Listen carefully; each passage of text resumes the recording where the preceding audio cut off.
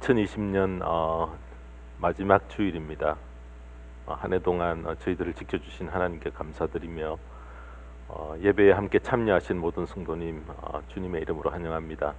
오늘 12월 27일 마지막 주일 전구받을 말씀의 제목은 주를 위해 뭘 했느냐 물으신다면 이라는 제목으로, 본문의 말씀은 베드로전서 4장 7절에서 우리 11절까지 말씀입니다. 우리 함께 합독하시겠습니다. 만물의 마지막이 가까이 왔습니다. 그러므로 정신을 차리고 삼가 조심하여 기도하십시오.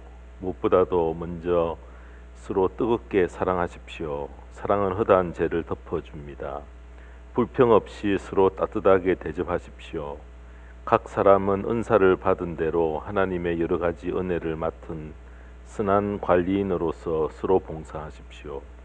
말을 하는 사람은 하나님의 말씀을 전파하는 사람답게 하고, 봉사하는 사람은 하나님께서 주시는 힘으로 봉사하는 사람답게 하십시오. 그리하면 하나님이 모든 일에 예수 그리스도로 말미암아 영광을 받으실 것입니다. 영광과 권세가 영원 무궁하도록 그에게 있습니다. 아멘. 네, 오늘 이 말씀 가지고 주를 위해 뭘 했느냐 물으신다면 이라는 제목으로 말씀을 전합니다. 어떤 노인이 갑자기 죽었는데 노인이 죽은 즉시 옮겨간 곳은 바로 하나님 앞이었다고 합니다. 자신의 갑작스런 죽음이 좀 곰곰이 생각하니까 참 억울해서 하나님 앞에서 곧바로 이런 항의를 합니다. 이렇게 갑자기 부르면 어떡합니까? 부르려거든 어떤 암시를 좀 주시든지 아니면 사전에 경고를 주셔야지 갑자기 부르시면 어떡합니까? 라고 항의했을 때에 하나님께서는 어이없는 그런 표정으로 무슨 소리냐? 내가 수없이 경고했지 않느냐라고 답하셨다고 합니다. 노인이 큰 소리로 무슨 경고를 주었다고 그러십니까? 그렇게 말했을 때에 하나님께서 이렇게 설명하십니다. 내가 4번이나 내게 경고를 보냈단다. 첫 번째는 내 눈 밑에 잔주름으로 경고를 했고, 두 번째는 내 귀 밑에 흰머리로 경고를 했고, 세 번째로는 내 입 옆으로 팔자주름으로 경고했고, 네 번째로는 내 목에 주름을 봐라, 그것으로 경고했단다. 날마다 너가 거울을 쳐다볼 때마다 알도록 경고했지만 너가 알아차리지 못하여서 마지막으로 내 뱃살의 변화를 줬지만 여전히 눈치채지 못하였지 않느냐. 사랑하는 성도 여러분, 주름과 흰머리와 이런 신체적인 변화를 통해서 하나님은 주님 앞에 설 날이 우리에게 가까이 왔음을 계속 여러분 경고하심을 우리는 잊지 말아야 합니다. 우리가 거울 앞에 섰을 때에 우리의 모습이 이렇게 변화되는 것을 보고 우리는 항상 깨닫고 경고의 음성으로 우리는 들을 줄 알아야 된다는 것입니다. 내 죽음이 언제 될지 여러분 모르게 해놓으신 것 얼마나 다행인가 모릅니다. 근데 만약 우리가 그 날과 그 시간을 안다면은 여러분 어떻게 되겠습니까? 우리는 감당치 못할 것 같습니다. 모르는 것이 약이어서 까마득하게 잊고 사는 것만이 능사가 아니고요. 자, 어느 날 덕과 같이 찾아올 자신의 최후에 대해서 우리가 자주 떠올릴수록 주님 앞에 설 때를 우리가 상상하는 것은 나를 깊은 잠에서 깨우게 만드는 그런 일이라는 것입니다. 그래서 나의 종말은 나의 죽음으로 찾아오지만은 두 번째로는 주님의 재림으로 이 세상은 모든 것이 다 끝이 나게 되어집니다. 그래서 내가 아직 살아있다는 것은 옮길 수 있고 바꿀 수 있는 기회를 아직까지 허락받고 있다라는 것과 똑같다는 것입니다. 기독교 2000년 역사를 돌아보면은 종말과 재림에 대한 강조가 약화되거나 무시되었던 때는 덩달아 교회도 쇠퇴하고 약화되어지고 부패했다는 것입니다. 그러나 죽음과 종말과 재림이 강조되었던 때는 항상 교회도 사람들도 깨어 있었던 것을 기억을 합니다. 초대교회의 역사를 보면은 2세기에 이르도록 여러분 주님의 재림과 세상의 종말이 크게 강조되어 있어서 깨어 있었던 그 이유는 바로 사도행전 1장 11절 말씀 때문입니다. 사도행전 1장 11절 말씀을 보시면은 갈릴리 사람들 어찌하여 하늘을 쳐다보면서 서 있느냐, 너희를 떠나서 하늘로 올라가신 이 예수는 하늘로 올라가시는 것을 너희가 본 그대로 오실 것이다 하고 말하였다.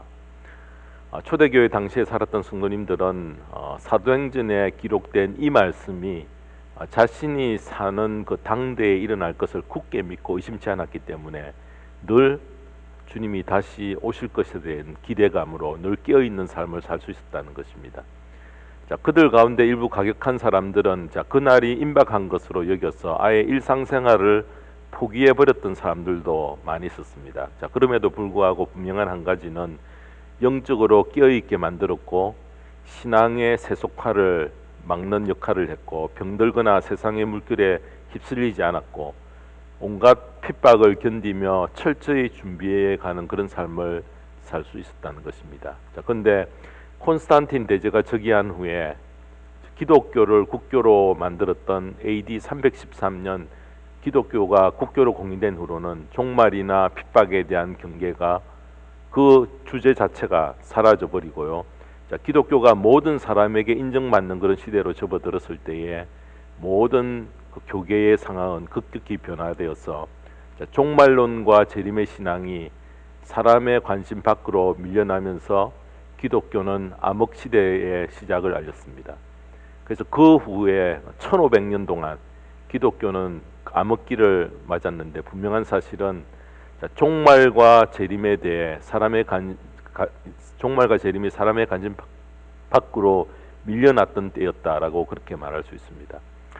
자, 이 사실은 교회의 역사, 교회사에 있어서 귀한 교훈을 우리들에게 남겨줍니다. 재림과 종말에 대한 확고한 그 대비는 굳센 믿음의 기초가 되었다는 사실입니다. 자, 이 사실은 성도님 개개인의 신앙에도 똑같이 적용이 됩니다.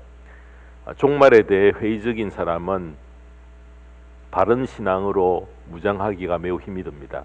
반대로 신실한 신앙을 가진 분은 항상 내 끝이 어떻게 되어질까, 끝이 이렇게 되어질 터인데 내가 지금 뭘 해야 될까라는 문제에 대해서 철저히 대비하며 자신의 삶이 어떻게 끝맺을 것인가에 대해서 그리고 어떤 열매를 맺을 것인가에 대해서 항상 근심하며 바라보며 목표를 새로 설정하며 살아간다는 것입니다.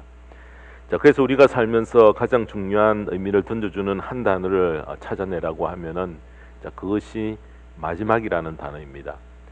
마지막이라는 단어, 이 말은 나의 삶을 진지하게 만들고요. 마지막은 지금까지의 모든 것을 결산해야 되기 때문인 것입니다. 그래서 7절에 보시면은 만물의 마지막이 가까이 왔습니다. 이렇게 시작을 합니다.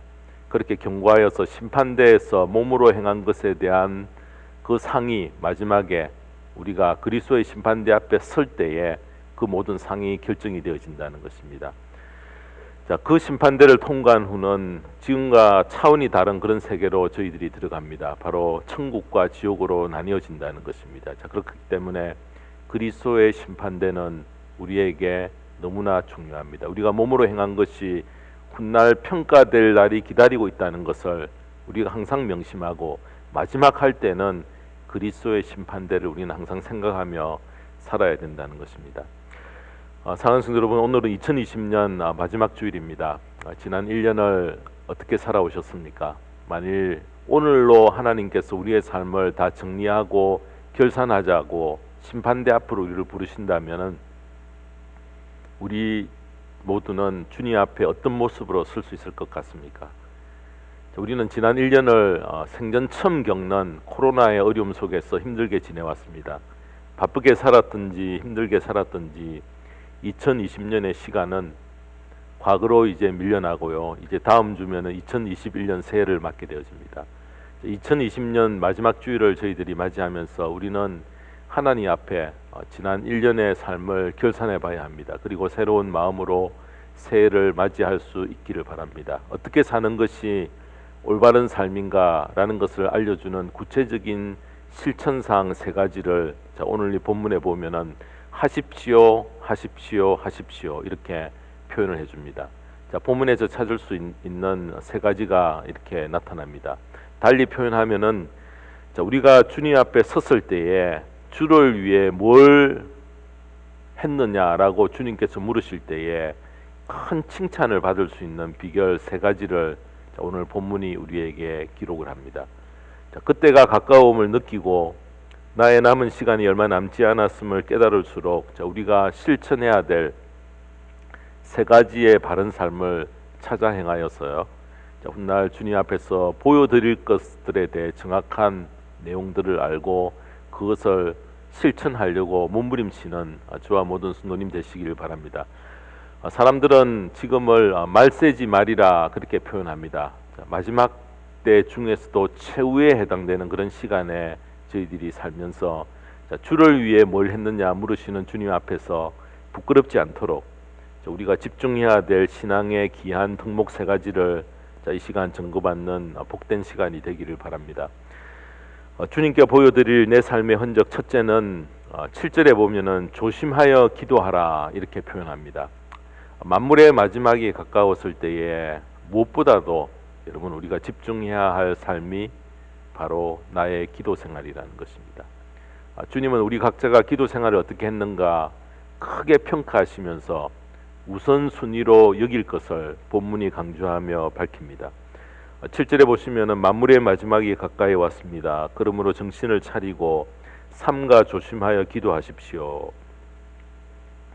여기에 정신을 차리는 것, 또 삼가 조심하는 것, 기도하는 것, 이렇게 세 가지로 나눠진 것 같이 보이지만은 많은 성경 주석학자들의 해석은 바로 기도하기 위해 정신을 차리고 기도 생활에 방해를 받지 않도록 조심해야 한다라고 그렇게 해석을 합니다.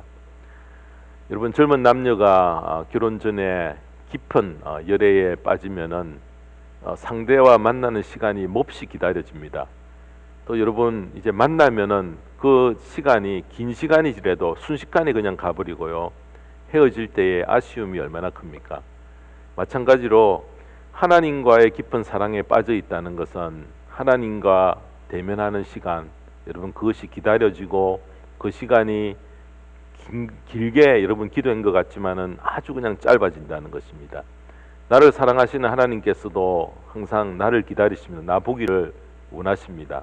그래서 여러분 하나님과 1대1 대면의 시간은 바로 기도로 이루어지는데요. 그러므로 기도 생활은 하나님과 사랑의 깊이를 드러내는 정표가 되기 때문에 훗날 주님이 평가하시기를 내가 주님을 얼마나 사랑하는 그 정도와 그 깊이를 주님은 분명히 나의 기도 시간을 통해서 평가하신다 그렇게 말을 해도 절대 틀리지 않는다는 것입니다. 주님을 이렇게 사랑합니다. 뭐 봉사 이런 모든 것들도 중요하지만은 나의 기도의 시간이 얼마나 깊고 길었는가라는 것을 보시고 하나님 사랑의 정도, 주님 사랑의 정도를 평가하신다는 것입니다. 영적으로 깨어있고 깊이 사랑하는 성도는 기도하지 않을 수 없는데요. 저희들이 기도의 5가지 요소를 우리가 생명의 삶에서 배웠습니다. 감사와 회개와 간구와 중보와 찬양입니다. 이 5가지를 기도의 5 요소라 그렇게 이야기를 합니다. 기도의 요소 중에 감사와 찬양이 어떻게 다른가? 여러분 찬양은 전능하신 하나님께서 행하신 모든 이미 이루어 놓으신 일에 대해 초점을 맞추며 하나님을 찬양하고 높이는 바로 그것을 찬양이라 그렇게 이야기를 하고요. 감사는 나의 삶 속에서 일어난 구체적인 하나하나 일들에 대해서 하나님 앞에 하나하나 고하며 감사하는 것을 바로 감사의 기도라 그렇게 이야기를 합니다. 중보는 다른 사람을 위해 기도하는 시간인데 목사인 저인 경우에는 중보의 기도 시간들이 참 깁니다. 또 회개는 나의 죄를 과거를 돌아보며 뉘우치는 바로 그런 시간입니다. 자, 이 5가지가 우리가 기도를 이루는 중요한 요소인 것입니다. 사랑하는 성도 여러분, 지난 한 해를 돌아볼 때에 우리의 삶 속에 감사한 일들이 얼마나 많았습니까? 주로 성도님들이 기도의 좀 시간들을 이렇게 가지려고 하면은 항상 감사의 기도가 많아야 된다는 것입니다. 중보의 기도도 그렇지만은 힘들고 어려웠던 일들이 얼마나 많았습니까? 자, 우리 인간은 좋은 일보다는 나쁜 일을 더 잘 기억하는 습성이 있습니다. 그래서 고마운 일보다는 불쾌했던 일을 오랫동안 머릿속에 기억하고요. 또 기뻤던 일보다는 슬펐던 일이 더 강하게 우리의 내리 속에 남아 있습니다. 또 좋은 일과 감격스러운 일보다는 가슴 아팠던 아픔들이 더 오래 기억이 됩니다. 작은 일들 속에 감추어진 이 감사의 조건들을 찾고 행복했던 순간들을 떠올리며 하나님의 은혜에 감사하고 하나님의 은혜의 손길이 늘 함께했음을 고백하는 바로 그 기도의 시간이 우리의 삶 속에 참으로 중요하다는 것입니다. 그래서 여러분, 만물의 마지막이 가까울수록 우리가 이 기도의 자리를 놓치지 않고 기도에 집중하는 여러분 그 자리에 저희들이 나가야 된다는 것입니다. 특별히 감사와 행복은 쉽게 숨어버리고 잊혀지기 때문에 우리가 찾아내어야만 발견할 수가 있습니다. 작은 것에 대해 우리가 기도로 감사할 때에 하나님은 크게 기뻐하십니다. 이렇게 하나님과 대화하는 기도의 시간에 대해서 큰 크레딧을 주시는 것을 우리가 잊지 말고 꼭 기억하며 나의 기도의 시간, 기도 생활이 어떻게 지금 이루어지고 있는가라는 것을 돌아보는 귀한 시간 되기를 바랍니다. 고대 그리스 철학자 플라톤은 사람이 행복하기 위해서 5가지의 조건을 생각하며 감사해야 된다라고 그렇게 이야기를 했습니다. 첫째는 먹고 입고 살고 싶은 수준에서 조금 부족한 듯한 재산을 가지고 있음에 감사하는 것이고, 둘째는 모든 사람이 칭찬하기에 약간 부족한 용모를 지니고 있음에 감사하는 것입니다.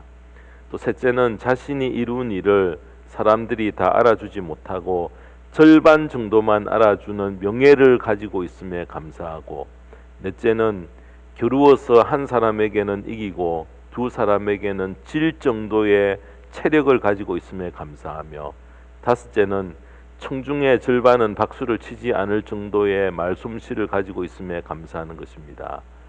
여러분, 좀 감사가 좀 이상한 감사지만은 요약하면 어떤가? 적당히 자신의 삶에서 모자라는 것이 있을지라도 그 모자라는 것을 찾아내어 기도로 감사하면은 하나님께서 그분에게 참된 행복을 안겨주고 누릴 수 있는 길을 열어주심을 뜻합니다. 여러분, 기도가 힘든 것은 기도를 거창하고 어렵게 여기기 때문에 그렇습니다. 그렇게 여기지 말고 자신의 속사정을 주님께 털어놓는 그런 시간이 바로 우리의 기도 시간이라는 것입니다. 이런 예를 저는 들 수 있을 것 같습니다.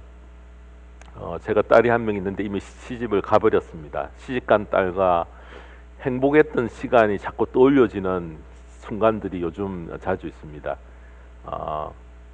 어느 때인가 하면 TV에서 한 6살, 7살 정도 되는 이런 아이가 나와서 조잘조잘할 때에 자꾸 그 생각이 저는 떠오릅니다. 식사를 한 후에 소파에 기대어 딸이 중요한 이야기도 아니고요, 그냥 조잘조잘 되는 그런 모습을 그런 모습이 떠올려지면서 참 귀엽기도 하고 그 순간이 참 행복했던 그런 순간이었다라는 생각이 문득문득 듭니다.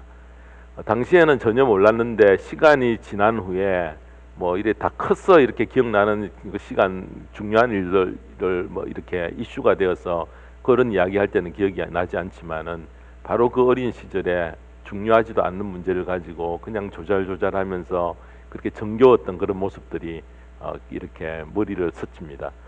뭔가 성취를 하고 성공한 이야기가 아니라 좀 부족하고 여러분 고민거리를 조잘조잘 이야기하듯이 바로 이렇게 하나님께 아뢰는 것이 기도라고 여기면은 기도가 아주 쉬워집니다. 주님과 그런 만남의 시간은 너무나 중요한 기도의 시간이라는 것입니다. 그래서 내 속마음을 하나님께 그렇게 틀어놓을 때에 보이지 않는 하나님께서 위로해 주시고 도와주시고 하나님도 기뻐하시고 하나님도 즐기시고 하나님이 그 해결의 능력을 우리에게 부어주신다는 것입니다. 하나님과 만나는 시간을 여러분 어렵게 여기지 말고 기도를 사랑하는 분과 함께 있는 시간으로 여기며 즐길 때에 우리가 영적으로 깨어있게 되어지고 세상의 유혹과 사단의 위협을 물리칠 수 있는 하나님으로부터의 힘을 공급을 받는다는 것입니다. 그래서 여러분, 기도를 절대 어렵게 여기지 말아야 합니다. 요즘 인터넷에 들어가는 것 때문에 기도가 얼마나 큰 방해를 받는 것이 사실입니다. 여러분, 세상이 복잡해지고 보고 듣고 즐길 것이 많아질수록 기도에 집중하지 못하게 만듭니다. 기도의 유익을 알지 못하여 기도와 담을 쌓고 사는 그런 삶을 우리는 청산해야 합니다. 목사인 저도 말씀을 준비할 때에 기도가 뒷받침하지 않으면은 준비는 하고 있는데 뭔가 허공에 붕 떠서 갈피를 못 잡습니다. 찬송도 여러분 꼭 기억하십시다. 훗날 주님 앞에 설 때에 주님께서 내 삶의 흔적 중에 얼마나 기도하려 했으며 기도하는 것을 즐기며 기도의 중요성을 깨달았는가라는 것을 분명히 보실 것을 알고 때를 얻든지 못 얻든지 우리가 기도에 집중하는 그런 삶을 살아야겠다라는 2011년 새해를 맞는 결심을 하면서 한 해를 잘 마무리하는 저와 모든 성도님 되시기를 주님의 이름으로 축원합니다. 두 번째로 주님께 보여드릴 내 삶의 흔적, 둘째는 서로 8절에 보면은 서로 뜨겁게 사랑하라 그렇게 말씀합니다. 만물의 마지막이 가까워올수록 무엇보다도 우리가 더 명심해야 할 일은 열심으로 사랑하는 일입니다. 마태복음 24장 12절에도 보면은 말세에 일어날 일들 중에 불법이 승하여 많은 사람들의 사랑이 식을 것이다 이렇게 말합니다. 요즘 날로 악해져 가고 고립되어져 가고 개인주의가 팽배하는 우리 사회를 볼 때에 위협을 받는 한 가지가 바로 서로 사랑하는 관계를 맺기가 점점점 더 힘들어질 것이 분명합니다. 그래서 여러분 8절에 보면은 무엇보다도 먼저 서로 뜨겁게 사랑하십시오. 사랑은 허다한 죄를 덮어줍니다. 자, 여기서 뜨겁게라는 말에 우리가 주의를 기울일 필요가 있습니다. 이 말은 헬라어 액테네스라는 단어인데, 자, 그 의미는 말이 근육과 힘줄을 최대한 뻗었어요. 힘껏 달리는 것을 묘사할 때 쓰는 단어가 액테네스라는 단어입니다.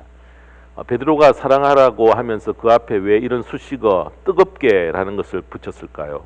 자, 말세가 되면은 우리의 정신과 영과 육신을 최대한 희생하지 않으면은 작은 사랑도 실천으로 옮기는 것이 심히 어려워질 것을 이미 그는 내다보고 있었기 때문이라고 생각합니다. 다시 말해 간섭하지 않고 간섭을 받지 않고 또 서로 불편을 주지 않으려고 가고 오는 교류가 끊어져 버리고 사랑의 교제가 급격히 식어질 것을 경고하는 말씀입니다.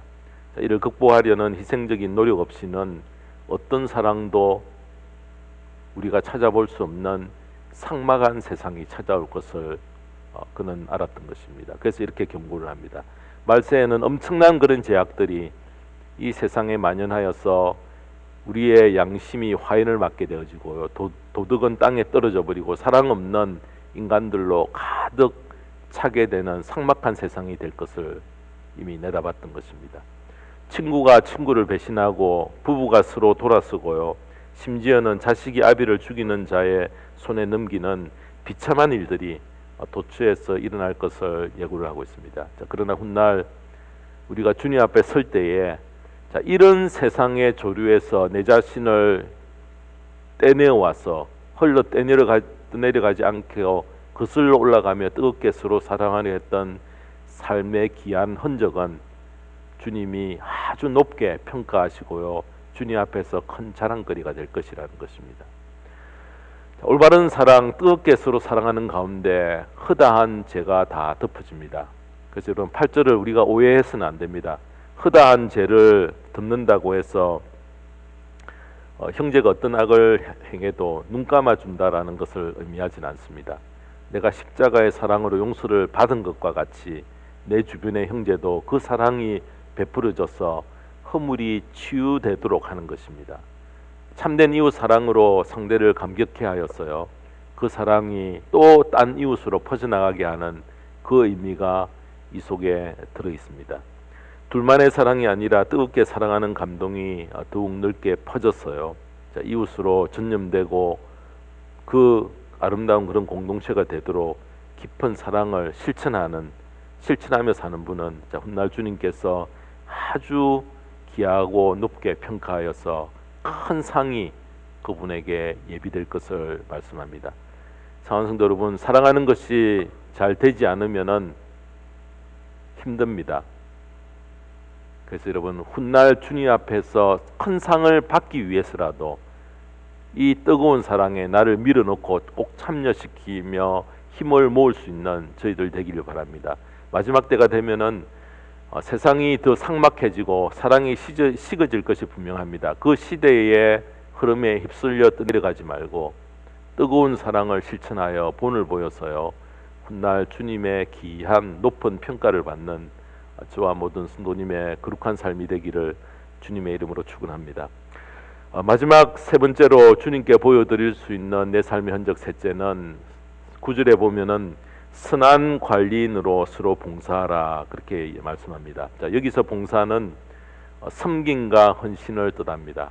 예수님 앞에서 우리가 평가를 받을 때에 나의 아름다운 몸매를 가지고 있는 것 무슨 소용이 있겠습니까? 세상에서 누리고 있던 명성이나 인기가 무슨 의미가 있겠습니까? 자, 은행에 저축해 놓은 많은 돈, 또 여기저기 사놓은 큰 땅 무슨 의미가 있겠습니까? 재림과 죽음이 임하면은 이 세상에 쌓아둔 모든 것은 다 사라지고 물거품이 되어지고 하나도 여러분 가져가지 못한다는 것입니다. 결국 흙으로 돌아가야 할 모든 것에 집중하지 말고 저희들은 살아야 됩니다. 자, 그러므로 의식이 있고 깨어있는 성도는 내가 가진 모든 것을 가치 있는 일에 쓰임받게 하고요, 내 손에 그 군한이 남아있는 동안 모든 것을 옮기는 교통정리를 잘하고 봉사하는 일에 귀하게 여러분 쓰임을 받기 위해 몸부림을 쳤을 때에 훗날 주님은 이것을 가장 높게 평가해 주신다는 것입니다.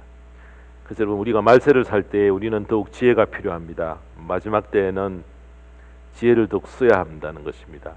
훗날 심판석에 앉아서 나를 평가하시고 심판하실 주님의 눈을 항상 의식하며 살려고 하는 분은 선한 관리인으로서 서로 섬기고 헌신하는 삶을 살지 않을 수 없다는 것입니다.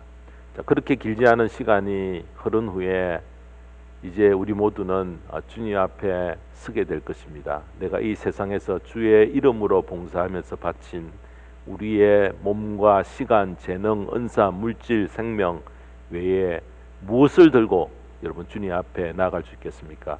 그래서 바울은 고린도전서 15장 58절에 이렇게 부탁을 합니다. 그러므로 나의 사랑하는 형제 자매 여러분, 굳게 서서 흔들리지 말고 주님의 일을 더욱 많이 하십시오. 여러분이 아는 대로 여러분의 수고가 주님 안에서 헛되지 않습니다. 마지막이 더 가까이 다가올수록 주의 일에 더욱 힘써야 합니다. 그렇다고 날마다 우리가 교회에서 살아라는 말은 아닙니다. 10절을 다시 보십시다. 10절에 보시면 각 사람은 은사를 받은 대로 하나님의 여러 가지 은혜를 맡은 선한 관리인으로서 서로 봉사하십시오. 여기서 서로는 가족일 수도 있고요, 교우가 될 수도 있고 안 믿는 이웃이 될 수도 있습니다. 그러나 어떤 경우든지 믿음으로 봉사하는 일은 주님 앞에서의 귀한 칭찬이 되어진다는 것입니다. 교회 안에 사랑의 마음으로 봉사에 집중하는 성도들이 분명히 계십니다. 그들은 말세를 올바로 준비할 뿐만 아니라 하늘의 큰 상을 예비하는 아주 지혜로운 분들이라는 것입니다. 주를 위해 뭘 했느냐라고 물으실 때에 담대히 그 앞에 나가서 설 수 있는 그런 분이 된다는 것을 확신합니다. 사랑하는 성도 여러분, 자, 주님께서 나를 위해 뭘 했느냐 물으실 때에, 너 나를 위해 뭘 했느냐 물으실 때에 칭찬받을 일에 대해 그 행해야 될 일을 본문이 우리에게 증거해 주셨습니다. 하나님께서는 우리에게 새로운 기회를 주시려고 무대를 2021년으로 옮기십니다. 나에게 후회스러운 삶을 청산할 기회를 다시 주십니다. 2020년도에 열심히 기도하지 못했다면 새해에는 여러분 더욱 열심히 기도하는 그 자리 어떻게 나갈까, 여러분 그런 고민들을 해보시기 바랍니다. 2020년도에 열심히 사랑하지 못했다면은 2021년도에 새해에는 더욱 열심히 사랑하는 그런 노력들을 행하시길 바랍니다. 2020년도에 열심히 봉사하지 못했다면 새롭게 다가올 2021년도에는 후회 없도록 열심히 봉사에 참여하시기를 바랍니다. 자, 이것이 마지막 주일, 오늘 2020년 마지막 주일에 성령께서 우리에게 명하시는 말씀으로 받으시길 바랍니다. 과거는 모두 잊어버리고요, 표대를 향해 달려갈 새로운 기회가 펼쳐집니다. 사랑하는 성도 여러분, 2020년 얼마 남지 않는 며칠간 은혜롭게 우리가 기도로 마무리하며 후회스러운 모든 것들을 새롭게 결단하여서 2021년도에는 올해보다 더 열심히 살았기 때문에 올해보다 덜 후회스러운 마지막을 맞이하여 주님께서 나를 위해 뭘 했느냐 물으시는 그 앞에 담대히 나아가며 기쁨으로 주님 앞에 나아갈 수 있는 저와 모든 성도님의 거룩한 삶이 되기를 주님의 이름으로 축원합니다. 기도하겠습니다. 하나님 아버지 감사합니다. 우리는 주를 위해 내가 뭘 해야 할지 모르고 잊은 채 저희들이 살아온 것을 고백합니다. 자, 오늘 본문의 말씀을 통해 주를 위해 뭘 했느냐 물으시는 주님 앞에서 새롭게 결단하고 결심하는 2021년 되도록 주님의 물음 앞에 자신 있게 대답할 수 있는 실천과 열매를 풍성히 맺는 한 해로 새롭게 꾸려갈 계획들을 하나님 세울 수 있는 결단하는 또 자신을 채찍하는 저희들 되게 인도하여 주시옵소서. 한 해를 지켜주신 귀한 은혜에 감사드리며 특별히 코로나 전염병으로 아버지 하나님 이 한 해 동안 성도님 한 분도 하나님 어려운 시련을 겪지 않고 잘 통과하게 해주신 귀한 은혜 감사드리며 주님 앞에서 살아온 과거를 저희들이 되돌아보며 희망찬 2021년도에는 주님께서 정말 기뻐하시는 그 일에 더 가까이 한 걸음 나아갈 수 있도록 저희들을 축복해 주시고 저희들의 영안을 열어주시고 성령의 음성을 듣는 모든 성도님 되어줄 수 있도록 축복하여 주시옵소서. 감사드리며 우리 주 예수 그리스도 이름 받들어 기도드리옵나이다. 아멘.